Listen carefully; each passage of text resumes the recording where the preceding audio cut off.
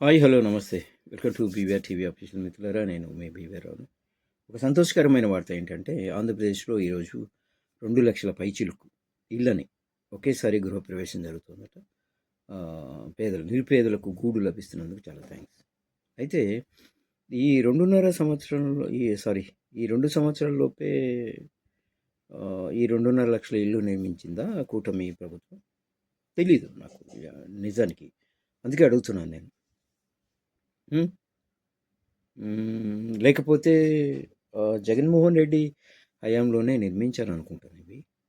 సరే, ఇంకా దానికేదో పైపే మెరుగులు సంథింగ్ ఏదో ఉంటాయి కదా, పవర్ కనెక్షన్స్ లేకపోతే ఇంకా ఆ పై పూతలు అవి సరే, అవి కంప్లీట్ చేసి మొత్తం మీద ఆ 2,00,000 పైచిలుకు ఇళ్ళని పేదలకు ఇస్తున్నారు. సంతోషం. మీరు మీరు ఆ క్రెడిట్ని మీ ఖాతాలో వేసుకున్నా పర్వాలేదు, కానీ ఇప్పటికైనా పేదలకి ఇవ్వబోతున్నారు అన్నది సంతోషం. క్రెడిట్ గోస్ టు కూటమి గవర్నమెంట్.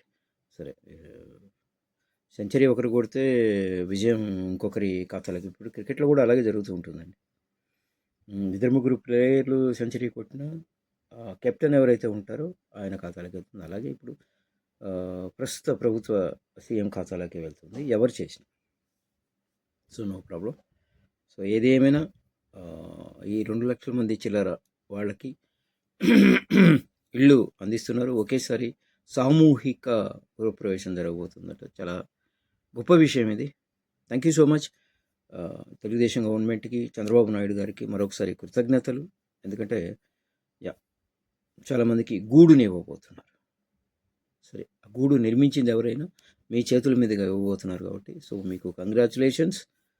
సో అభినందనలు. అలాగే ఆ నిరుపేదలకు కూడా శుభాకాంక్షలు.